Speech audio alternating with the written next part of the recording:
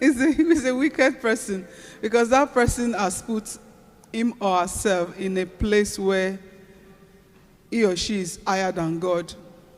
And that's because God himself started relationship. If you watch everything about God, it's centered around relationship. So in Genesis, when he created man, he said, let us create a woman for him, because it wasn't good for the man to be alone, right? So that tells us absolutely, as far as God, who is actually the manufacturer, is concerned, important. And just like if you need to cook a meal, you need the ingredients for that meal you get married. No. So Christians should be in a relationship. I haven't said that. I don't want to use that word. So the term doesn't matter. It's the concept, the idea, what makes up dating. Some people think dating means, oh, I see this girl, like I'll go to a nice shop and I see a nice shoe, I try it on, I don't like it, I'll return it. Or I see this guy, that's just being, it's not cool. What's that? There's one other word, it's not epic. I've been learning a lot. It's not dope. Because at the end of the day, and guys, one thing I want you guys to realize about girls is we talk about you guys. So if you have gone to this girl, very soon you become the clown. And you really don't want to be that person. Also with the girls, you need to know that also with the girls, you need to understand that if you go out with this guy on a date, you eat the free food. Next one, free food. Very soon, honestly, you're just going to come across as being cheap. The point I'm making is, if you want to go and buy a car right now, you tell yourself the kind of car you want, right? And not just the make. You also go in same thing with getting is the person I want to spend the rest of my life with. Please also remember that marriage isn't about you and the spouse. On that, ask yourself, would I want this person to be my brother's in-law, my sister's in-law, my mother's in-law, my father's in-law? Do I want this woman to be the mother of my child? Would I want my daughter to marry this man? Those are questions you really need to ask yourself. So they are very, very important. Yeah, number one, that guy, that lady needs to know Christ. And I just hope we really understand when the Bible says, don't be unequally yoked with, this thing is real. We traveled over the weekend for a pastor's conference. And on my way back, on the plane, for the first time, usually on the plane, we'll sit together. But for some reason, we were not sitting together yesterday. But when I got off the plane, I understood why God made that happen. Guess who was sitting by me? A lady I don't know. I don't talk to people I don't know. I would not go into deep discussion. But I went into a deep discussion with her. Because she saw me eating fruit and went, oh, you must really love fruits. And we started talking. Then she told me something that got me thinking, and it's interestingly that is tied into what is happening today. She said she was married to someone in her home country. She's from one of the Eastern European countries, and she was married for 10 years, and she had to divorce the guy because 10 years of a lady's life is a lady, is not a guy. You know what I mean? When a lady when you spend 10 years with someone, you have spent a lot of your reproductive life. And she said she had to break up. And we started talking about Christianity. She's a Christian. She married. The point I'm making is, this thing is real. when we are told, don't make the mistake, at the early stage, it looks like, oh, this is the best thing that's ever happened. The guy is kind, oh, the lady is very cool, oh, the only thing that is missing is she's not a born-again Christian. I will make him, or I will lead him to Christ. I will lead her to Christ. You can lead someone to Christ, but do not lead someone to Christ because, let it not be that the reason is because you want to marry him or you want to marry her. Take it serious. Understand. I'm sorry, I'm just so passionate about it. Please don't get it wrong. No matter how wealthy you are, no matter how successful, no matter how every other thing is in place, if a person gets married to the wrong person, it's like an equation. The equation will never balance again. No matter what. You might have the right support system, you might have everything. Once that part is messed up, it is over. Because if it's a man, it's your head. It begins to direct where you are going to. And if he wants to direct you not in the way of the Lord, it's problem. If you are a lady that knows Christ, and the other way around, if the lady is not a Christian, but you are a Christian, and you want to direct this way, she's the neck. Imagine my head wanting to turn this way. My neck is saying, no, you are going this way. There will be problem. Trust the manufacturer, God. We cannot be smarter than him. If he says do not marry an unbeliever, just trust that he's not archaic, like some people want us to think. He is fun. Because some people think, oh, God is not cool, he's not fun. He's fun. You know he's fun when you look at his creature. How can someone create fish? When you go to fish, you now have different type of fishes. Then when you get into one type, you see the fish that can fly, the fish that can change color. How can that person not be smart and cool? Just trust the process. I'm married, and I've seen lovely people get married to the wrongest of the wrongest person that looked like the angel before, but they never listened to counsel. And it's always a mess. It's sad, but what can I do? Because whoever is telling you, marry him, marry her, she's okay. You will be the only person in the room with him or her later. I used to tell myself before I got married, when a guy comes, I remove my heart and I quickly activate my brain. Brain activated. Because I have to ask myself those very clear questions. And there were times that I really liked the guy really liked me, but I just knew that we would not go anywhere. And those would be the guys that, if I ever bring that guy home, my father would be like, yes, you have done the best. Everybody would say, but I knew it that, no. Please, tell yourself the truth. Please, love yourself so much. Love your future children so much that you don't marry a woman because of just her look or a man because of his look. Those looks will go. I will bring my wedding picture one day, and it's on our wedding day. This wasn't him.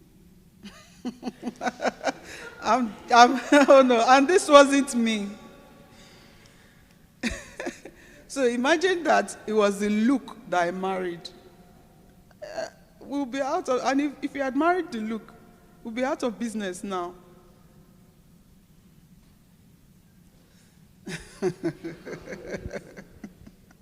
Okay.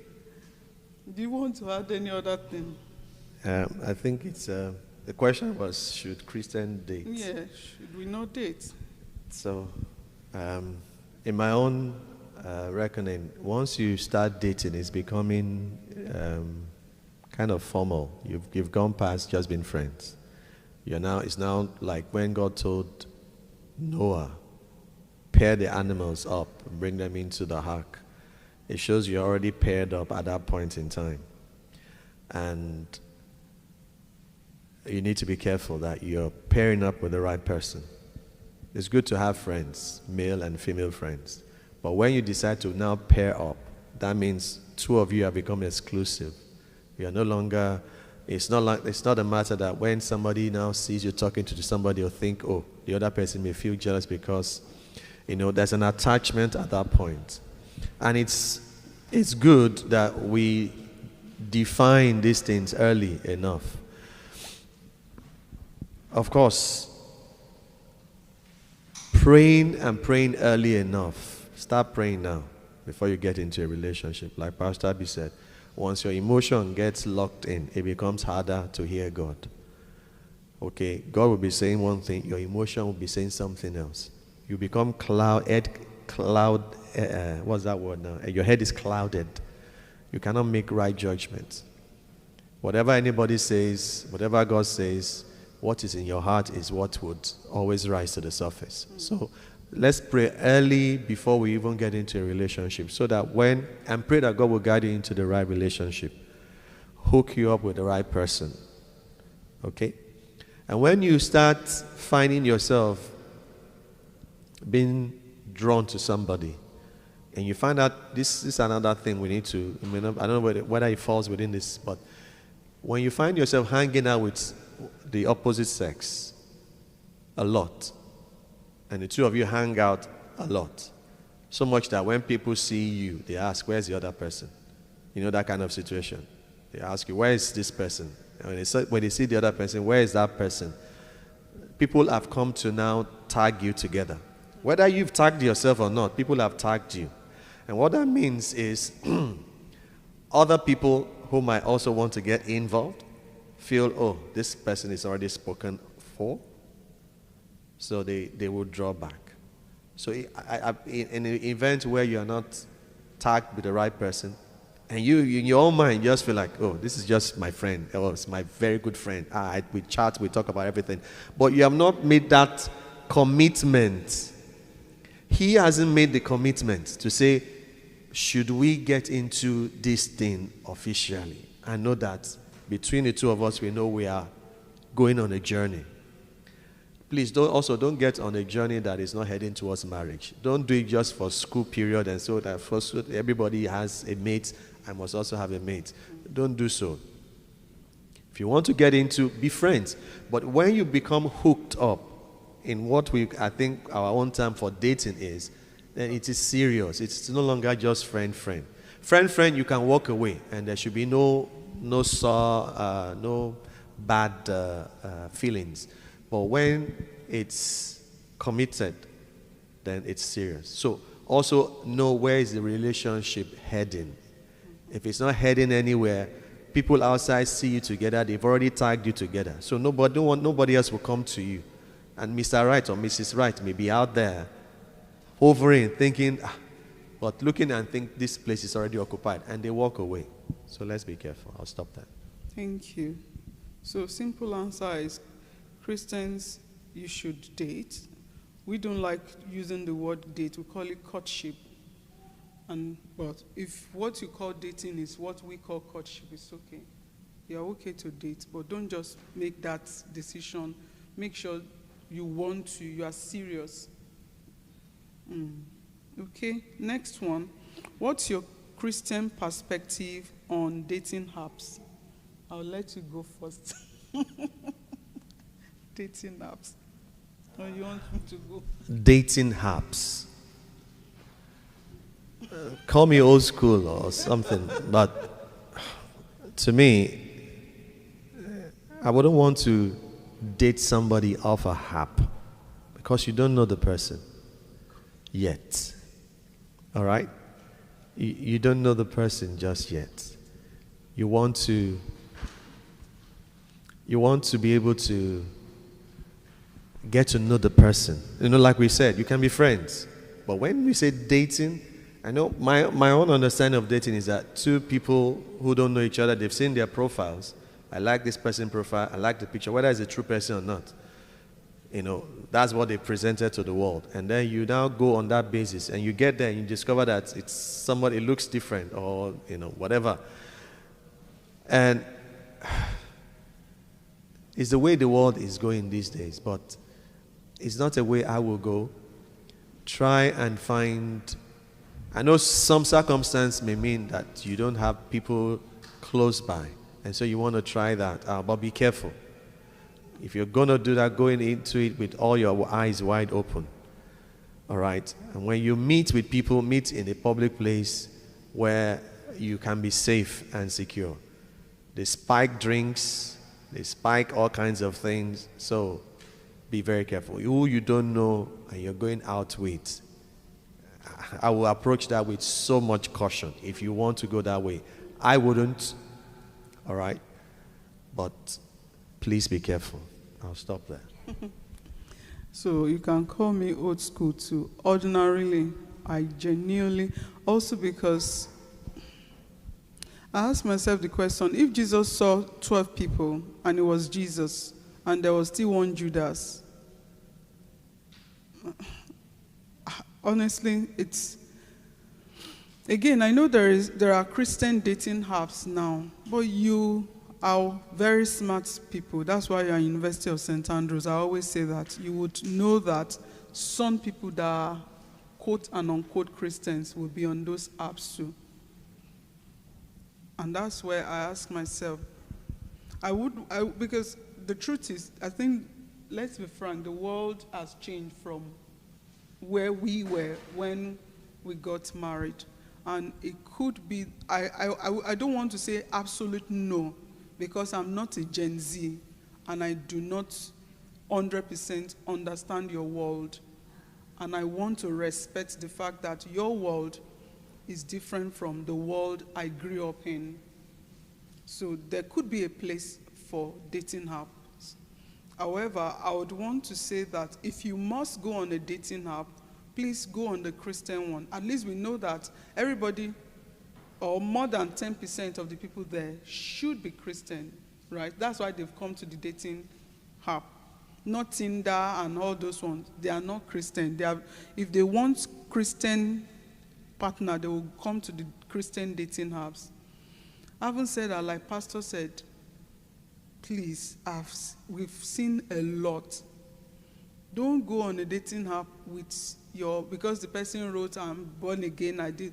Even if the person comes on the date and is speaking all the Christian colloquials, do not be swayed away. Even sometimes a pastor's son that you met in the church can be a devil. You understand what I mean? And that's where, for me, would it not have been better if you can...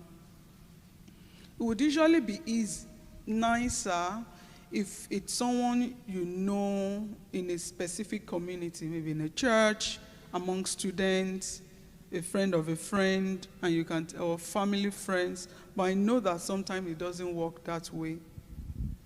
It's a dicey one. I wouldn't want my children to bring a woman or a man from dating app, but we never, I don't know. But I know you get what I mean, though. It's just like if you are going to a showroom to buy a car, you want to go to a reputable showroom, and you want to make sure you've done your research. Don't just buy the car and not go with someone that knows about it. Well, I suppose you want to make sure you are talking to someone that is more matured about that, if you ever want to make that decision, because there are things that you would not see. And there are some people that are so corny these days. They are so corny. They can actually put on the cloth of a sheep, and the person is a wolf. If you like, you really need to have the Spirit of God to know that this person is not who he or she says they are. I don't want us to say it's an absolute no, and that's only because I know your world is different from our world.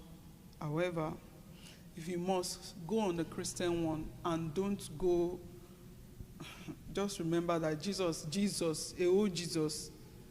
picked one Judas Iscariot. So it's not a guarantee. You want to ask a question? Okay.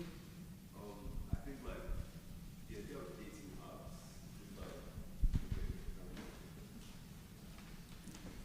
apps is like, I think like the idea of dating apps is like, it's more about like meeting people, right? Like because like especially like in St. Andrews, right? Like not that I've indulged though, but but the dating scene to meet people is an issue sometimes. Do you get so? Having like the app, having the dating app, the idea behind it is you're able to like, I guess, have the options in front of you in a clearer way to like meet people that you may be interested in and may, you know, be compatible with you essentially.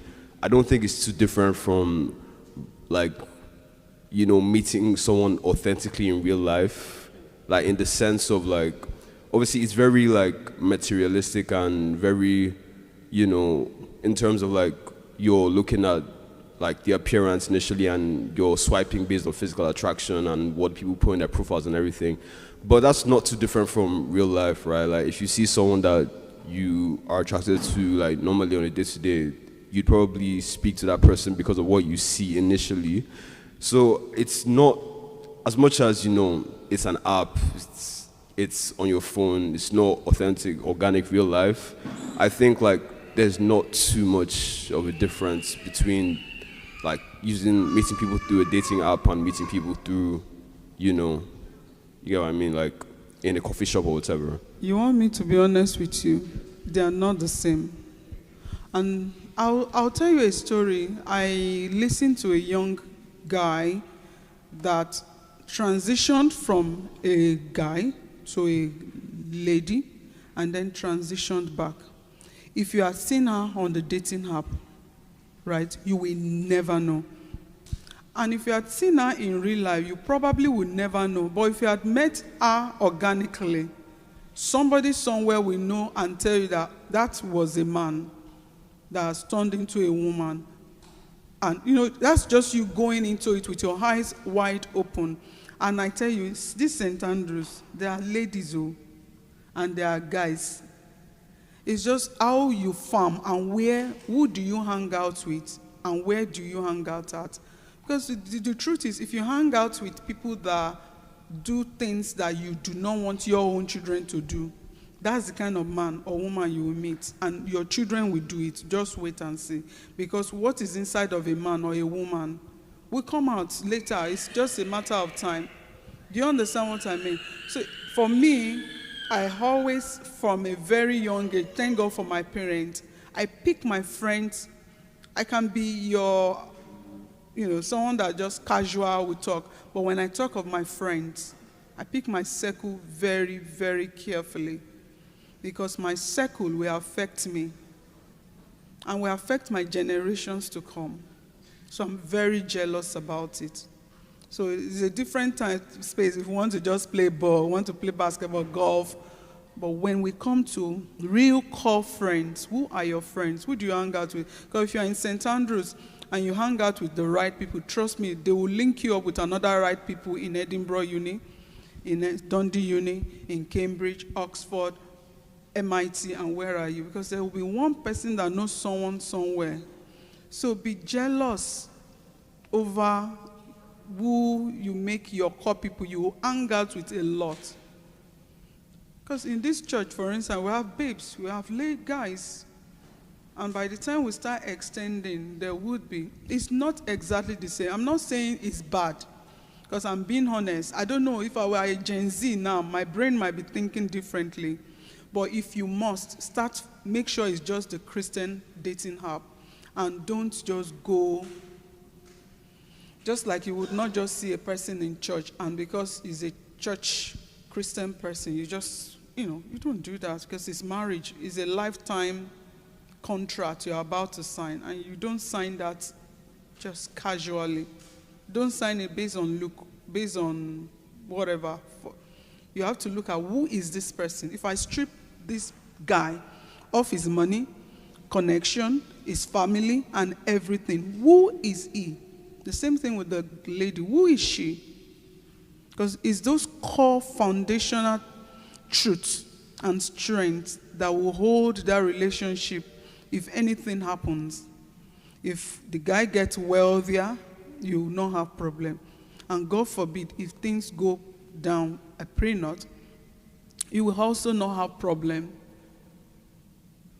I'm talking to you from a married person's perspective, and I have married friends, and we have counseled people that have had problems in their marriage. Please, more importantly, pray, pray, pray. Honestly, God does wonders. You'll be surprised. How did I meet my husband? One day I'll be able to tell you these stories, because honestly, I would never go to that parish he was attending. Knowing me, I would never. But I recall, I got to the place. The place was somewhere like that. And I go, man, I'm not coming here next week. And I heard the Holy Spirit said, that is the church I want you to attend. So I started attending. Was it a place I would want to? I would have wanted those, in Nigeria, come on, when you get to the big churches, you are in the big churches. But I thank God I listened. And that's the power of prayer. And we are three friends that used to pray for one another. The other ones got married. I just wasn't ready. But they kept praying for me. And see how that's helped me into going to the church and then meeting the right person at the place. So there are systems we can put in place that would even make that dating app, even if you have to go to a Christian dating app, if you have the right set of friends that you pray together, no matter how that guy or that lady pretends, they will be found out. So I think in what he's saying, meeting people, if you want to meet people through HAP, fine, you can meet people through it. But don't start off with, oh, this is a love relationship. Get to know people and know them for who they are, and then see if there's anything to progress with. Okay, thank you. Okay, another question goes, how do I know if you are in an equally yoked relationship? So unequally yoked means one of the pair is not a Christian. Equally yoked means both of you are believers. I know I've said this before. I don't want us to even see that word believer is very broad now. It shouldn't be broad. It should just be simple. I'm a Christian, and that's it. But in the context of marriage, there are people that are Christians that I cannot marry them. I can't. Because our views, our everything is different. Do you understand? So there are some people that are Christians, they don't believe in fasting. They don't believe in praying. They don't believe in, sometimes you get up at night when others are sleeping and I want to pray. Some men would not do that. Some men don't mind watching any movie. I don't watch every kind of movie. I can never watch any movie that is explicit. I will never watch it. But some men would want to watch it. So can you see now? And that person will tell you that he is a Christian. Okay, let's even remove explicit movie. That is a clear, not the right thing. But something like praying, fasting, pray at night, giving, those there are some people, they don't do it, but I do it. So we would have a clash soon. So you will know that you're in a relationship with someone that is equally yoked. Number one, that person has to be a believer that truly fears God. The fear of the Lord indeed is the beginning of wisdom. It honestly solves so many things. And because I fear God and I know that I am created by God to honor him, I love myself so much that I don't want to be in a relationship with a man that is going north, I'm going south, or is going east, I want to go west. We have to be aligned. There are some men or women, they don't call their in-laws. They don't even believe in giving money to their parents. No matter how wealthy our parents or comfortable they are, I believe in giving them gifts. Some people don't, because they don't need it. They don't need it, but I love to honor my parents and my in-law that way. There are some guys that says, it's your mother, it's your father, my mother, I will sort them. And no, your parents are my parents. My parents are my parents. My parents must be your parents too. Can you see that? But there are some Christians that don't think that way. Now, the point I'm making is, number one, fundamentally, that person must be a born-again Christian, but don't stop there. How about the other core practices and principles? Some of them are not sins, but sometimes it's important to me. Is it important to him? If it is not, is it fundamental? Is it something that I can live without? Or is it something that I can't? Because there are some homes, they don't pray with their children. That can't happen in our home. You understand? Imagine that my husband says, you can't be praying every day with the children. Because he's the man, after a while, I have to submit, but there's going to be a problem. So that word unequally yoked, now you need to, the point is, make sure the person must be a born-again Christian. But how do you test it? That's where you yourself, are you a born-again Christian? Because you see, if you go to church and you are like that, trust me, you will meet the person that is like that too.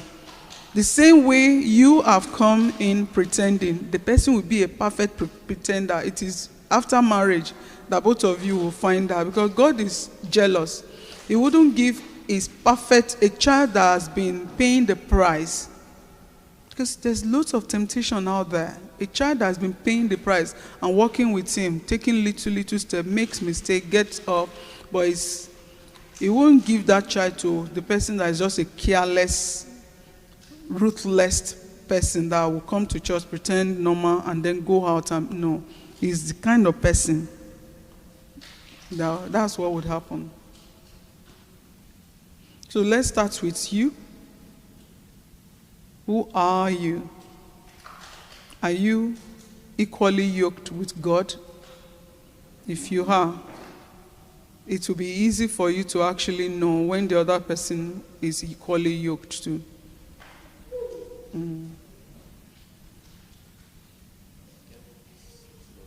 Okay. Okay, next questions. What qualities, it says, what qualities should a woman look for in a man who will lead and provide like Christ leads the church? I think you should say that. What should we be looking for? What should you look for in a man who would provide And lead. And lead like Christ? Like Christ. Okay. So there are two things involved: provision and leadership in the home. So one, you want to get married to somebody who has a job,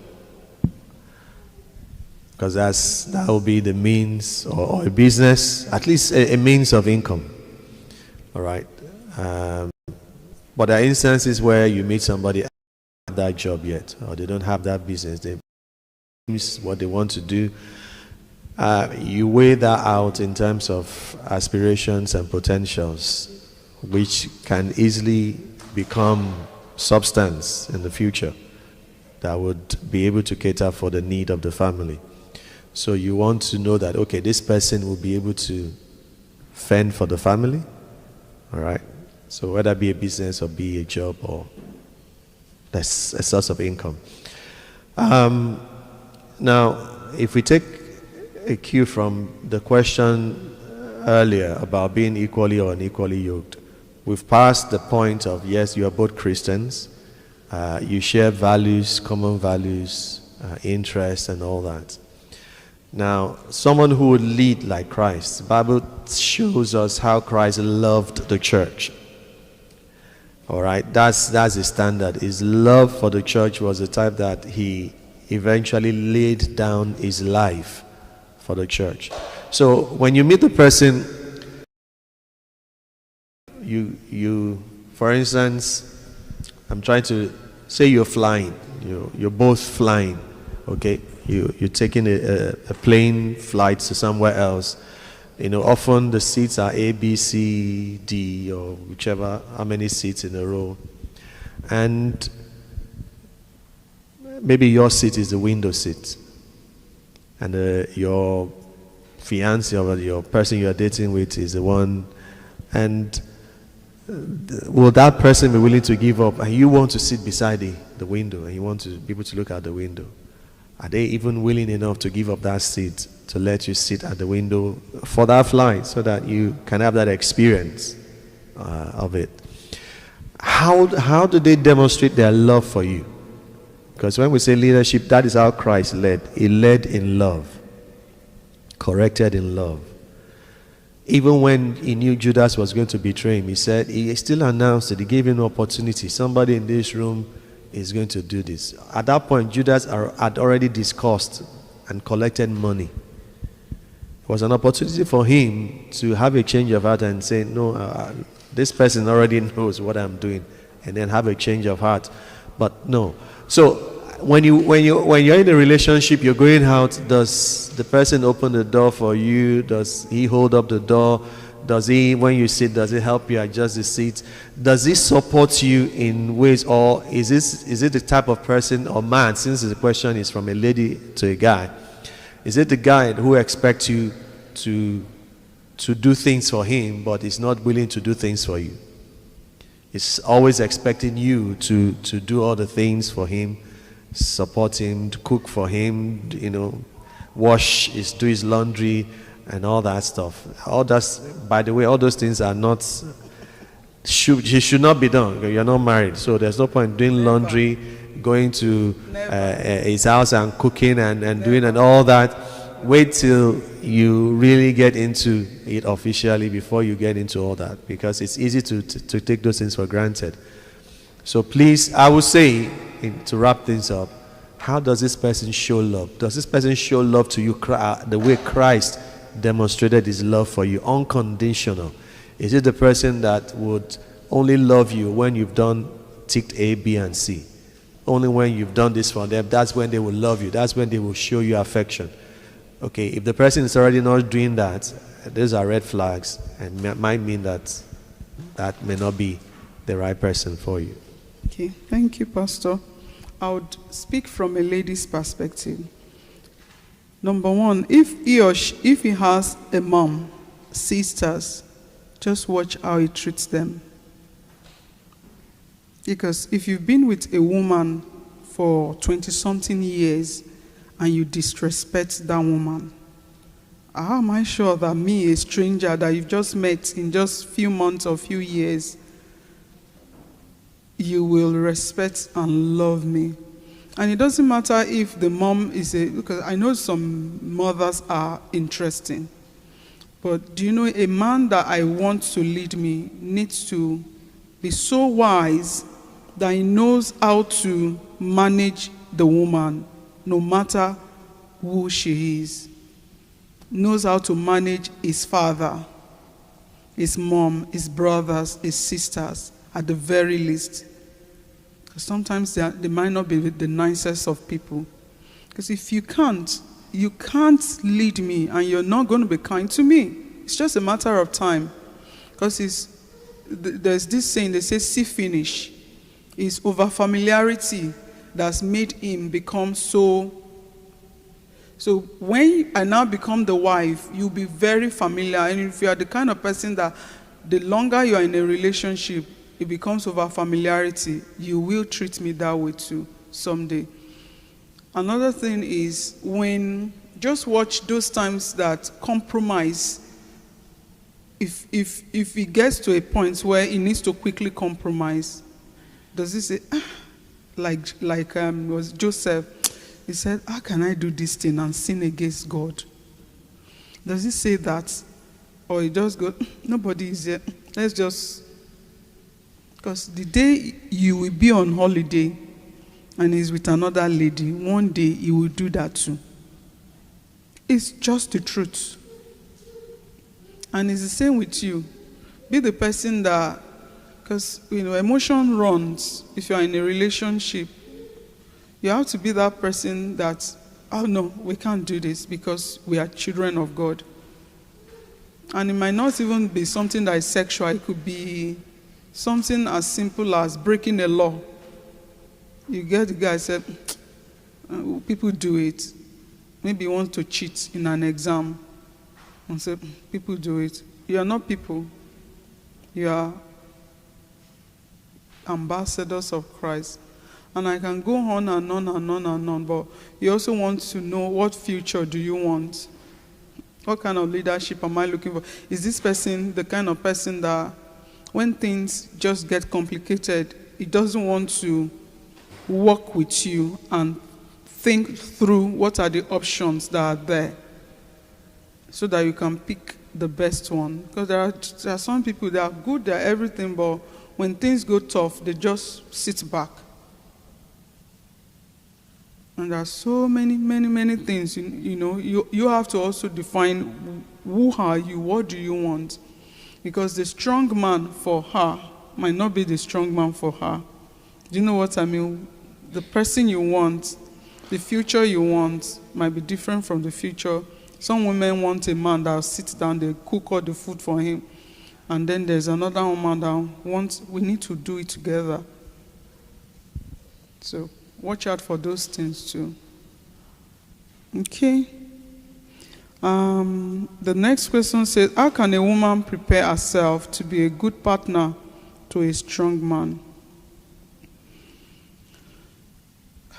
I always want us to, and this goes for the man too, let's not just limit it to a woman. Please, let's not be caught up. There's this interesting thing. I don't know if it's in other countries, but in Nigeria, for instance, when a lady hits certain age, they pound so much pressure on her, and because she has seen people who are having those Cinderella marriages, wedding ceremonies, she thinks that is all about it. I was speaking to a girl that will be 25 years tomorrow, and she was so sad. I said, why? Because she's not engaged. And I told her, just build yourself. If I go to the shop and the person that presented bread, they decided because, this is happening, they decided not to bake the bread. Would I get into the shop and buy it? No. Please, let's individually build ourselves. Because the truth is, the more you build yourself, it determines the door you will walk through at some point. You see, sometimes you go to uni with some people, but after some years, you are not in the same class. It's not pride, but you're just not in the same frequency anymore. You speak a language they don't understand. Some people, at that point, they might believe in just taking debt, buy big cars, buy more bags, buy more shoes, but you might be so mature that I also want to invest. I don't have to live a life that pleases every other person, following the Joneses. I want to be me and have a healthy life. So it's the same thing with now. Build yourself. Focus on building yourself. Who do you want to be in future? You're going to be a wife, a mother, a woman, So what should a mother do? What should a father do? Buy books. Listen to talks. Please, please, please, please, read books. These days, life is easy. There is audio, and some of them are even free on YouTube. If you go to ChatGPT now and tell ChatGPT, give me a list of Christian books on being a godly mother, it will list them. Pick them up, paste into YouTube and ask for the free audio. You'll be surprised. Someone has read it and is there. So what am I saying? Sometimes it's not money. It's just being intentional. Invest in yourself. Invest. So that whilst you are waiting, you're not so waiting that when somebody comes, because a guy that is a CEO, there are some ladies he cannot marry. You cannot fit each other. So let's invest in ourselves. The same thing with the guy. Invest in yourself. Keep investing. Invest. Make sure that you're healthy, so you love yourself actually. You are proud of yourself. You can say, oh, well done me. Please. And it's your youthful year. Please use it very well. The freedom you have now, trust me, it will not be there forever. Some years ago, I could just go out. I could just, now I can't do some things because I've got husband, I've got me, I've got my children, I've got family, I've got this, I've got that. I think that's the best gift and way you can prepare. Grow in the Lord. Grow so much that you know how you hear God now. Imagine that I am going for a war and I wait until I get to the war front before I know how to use the gun. It's going to be disaster. Learn now, learn to hear God so that when the guy or a woman comes, you can also hear God. That's not the time you want to start training your ears to hear God. It's dangerous. It will only take the mercy of God and having the right people around you praying for you and speaking to you for you not to fall into problem. Please. It's the best, I think so. Prepare yourself by, because if I'm preparing myself for a good partner, who is a good partner? Am I that good partner too? It's robbery. If I want a good partner, all the things I'm looking for, do I have them? If I want that person to work hard to have those and I don't want to, it's robbery. It will not happen. Does it make sense? You want to add any other thing? The Proverbs 18:24 says, "A man that had friends must show himself friendly." So if you want to have a friend, show yourself friendly. In other words, are you somebody others will want to have as a friend? And so building up ourselves in every way possible will put us in that position to be found when the time comes. Okay. The next question says, how do you balance being a strong woman while also allowing a man to lead as God intended? So I'm one of those that absolutely believe in being a strong woman, but I'm not a feminist. I don't like, those people that think they should, men are wicked. We need to fight them so we can be equal. No, I'm not fighting any man. I'm on my lane. Do you understand? There are people like that. That's all. They are feminists. They always want to show men that, why? The man is not my problem. So yes, we should be strong, but how do we balance it? And that's where having Christ in you matters and marrying the right person.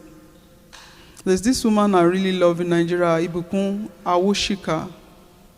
She's an entrepreneur in Nigeria, much older. And I love her story. She would always call us how she's doing so well, but her husband never feels threatened. If you are a strong woman, please, strong woman doesn't mean you are fighting someone, Like, that's not what a strong woman means. It means you are whole, you are complete, you are healthy. That's what it means. A woman that is like Esther in the Bible, Deborah, those are strong women. They did very well in their field, and they were good representative of God, and they were fantastic wives too.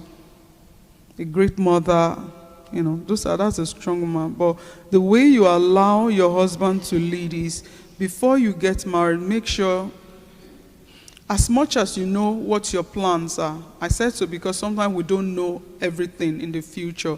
But the much you know, is this man the kind of person that will support you, root for you, and even when you want to give up, would remind you of your dreams and help you to get there? Do you understand? So it's almost like me going back to the basis. If you get it right, you will get it right. Because it's not hard for women to submit to a man that is absolutely submitted to Christ. If a man is submitted to Christ, even the worst of men, and I've seen that before, you see a woman that everybody say, oh wow, she's mean, she's wicked. But with her husband, Her husband can make her do anything. If he says jump up, she will say, how high? And then you wonder, that's that woman that everybody feels is mean. Because she's not mean. She's just with a person that fears God and finds it easy to submit to the man. So for me, how am I a strong woman and still allow my husband to lead? I also need to know my place. Now, when we say woman, in the place of leading is I'm married to you. Women, please remember, the Bible says submit, a wife should submit to her husband. So I am not expected to be submitting myself to another man. Do you understand? Another man should not cross his boundary and things he needs to. So it's my own husband. Submit to your own husband. That's what it is. Some people get it wrong. They start submitting to the whole men in the world. No. You're not my husband. I don't submit to you. I only get led by him. So get it right. I think that's it. Get it right. Make sure there is that clear communication and keep it going. Try to have times to review. Where you sit down and look at where were we last year? Where were we? Where are we now? Where were we supposed to be now? Are we there? If we are not there, why aren't we there? What could we have changed? And then change it. Review and move on, move on, move on.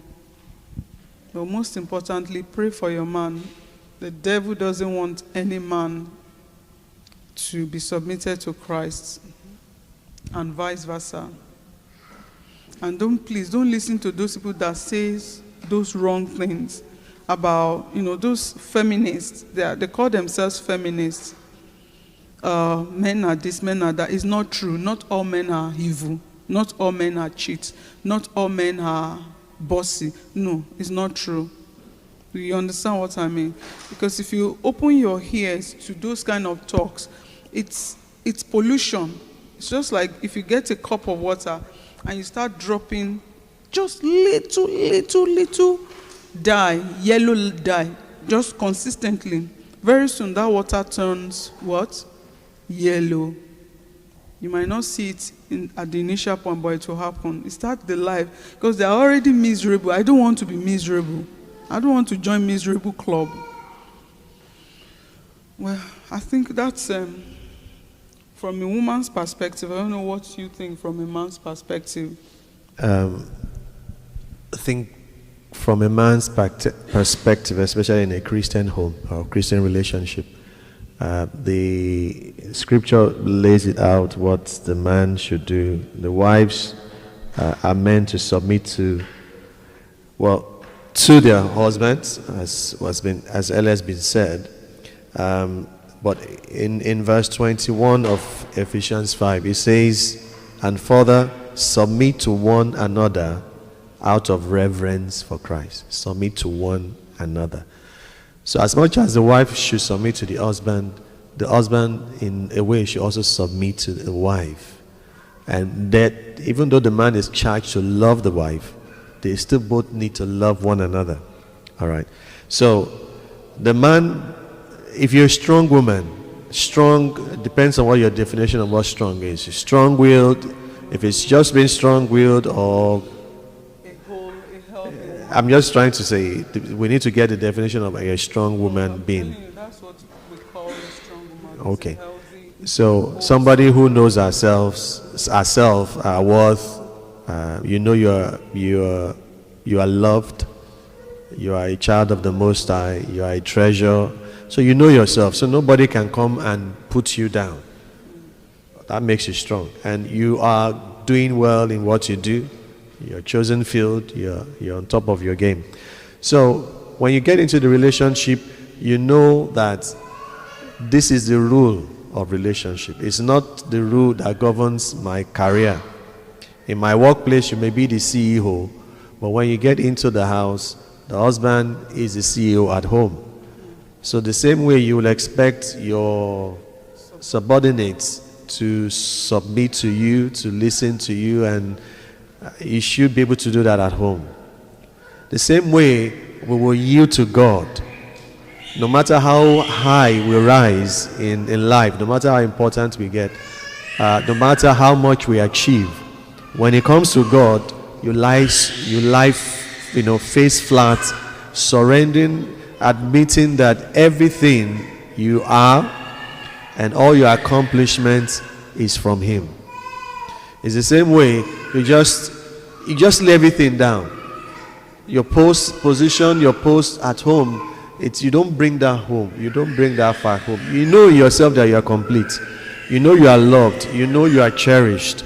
So there shouldn't be that opportunity for strife and contention. Let the man lead. Work together. Like I read earlier, both must submit to each other for it to really work. The husband cannot say, you must do what I want to do all the time. You must do what I want to do. No, you discuss, you chat, you talk about things, you agree, you take decisions together. But you let the man be the one accountable and responsible for whatever decision you have both agreed to take and whatever direction you have chosen to go. Because I've answered the last two first. They were more of a woman thing. So how do we pursue? Oh, by the way, I've noticed it's past one. Are we comfortable going on, or you'd like us to stop? We still have a few questions, and I honestly want to stop if you want to stop. One more. Okay. So this will be the last one then. Says, how can we pursue purity? Chizumroke. How can we pursue purity in a world that doesn't value it? How can we pursue purity in a world that does not value it? Okay. How do we pursue purity in a world that does not value purity? For instance, people don't think you need to be married to have sex. People meet on first meeting and they end up doing it, and they go their own way. Nobody feels. There are even those who think they are friends with benefits. All right, you don't understand what friends with benefits means. Okay, so in a world that does not appreciate purity, you are not of that world. Just take it that way. You are not of that world. You have a different world. Bible says He has translated us from the kingdom of darkness to the kingdom of His Son, the kingdom of light. In the kingdom of light, purity is of essence. Bible says God is holy, and He says we must be holy as I am holy. So your values remain. Whether the world appreciates that same value is a different thing. If you don't set your own boundaries and know who you are, then you become everything to everybody. And you just go with what everybody said. No, don't do that. All right? And please be reminded also that there are thousands and millions of people who are making the same decision like you. Like Elijah at some point felt like he was the only prophet. And God says, you're not the only one. I still have 7,000 who have not bowed the knee to bow. So no matter how much it seems everybody is doing it, keep to the value that you have learned from Scripture and the value that defines who you are as a child of the Most High God. You are precious, and being pure is of great essence. So keep to that. Don't let the world take that from you. It's all the lie of the devil to say everybody is doing it. Let everybody. You are not everybody. Are you everybody? No. You are who you are. You are Zoe. You are Nifemi. You are Emmanuel. So be who, and you're taking your cue from the Word of God. Who God says you are is who you are. Let the world be the world. Let you be you. Let the church be the church. All right? I'll just add that I want us to remember that it's not peculiar to us. It has always been like that. If we go to the days of Noah, so many, before even Christ was, there were vices. Vices. It's always been there. If Jesus tarries before we leave this earth, there will still be vices. So the point I'm making is not peculiar to you. You didn't do anything. When we were growing up, it was there. And purity is expensive. And that's why when you want to buy, say, jewelry, the more pure the gold is, the more expensive it is. And it took much more work to get those purer gold, purer. And that's why they are dearer. I know, let's be real, it's hard, but it's possible. And it also goes, for me, it goes back to that. Try to surround yourself with the right set of people. Even if there are just two of you that believes in purity, it makes it an easier journey for you when you are in, say, within friendship, even just on social media sometimes. It's interesting what the world has turned to. Get the right people around you. Make sure those right people, when you are around the right person, you guys should not take yourself to the wrong setting or bring the wrong setting, because it's just a matter of time. What do you consume? The music you listen to, the movies you watch, the places you go to. So many things like that can determine how easier your purity journey can become. I will want to, there was a question, but I won't go into it. I just wanted to let the person know that I've seen those questions. Perhaps, I don't know, we'll discuss later and see what we can do to, maybe during each of the services, we'll treat one question. We cut some of our service down, because this is real. We don't, apart from knowing Christ, the next big thing is marry the right person.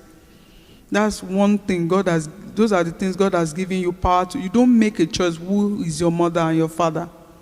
You don't choose your brother and your sister. But you can choose to accept Christ. You can choose who you get married to. And by so choosing who is your child's mother, your child's father, and so it's very important that we get this right. Thank you, everyone. And sorry we overshot time. We started late. Please, as many that can come earlier, come help us set up, please. I'm begging you, pretty please. So that we'll absolutely start at 11 and we can finish much earlier and cover much ground. Thank you, Pastor. Thank you so much, everybody, for listening to us. Hopefully we are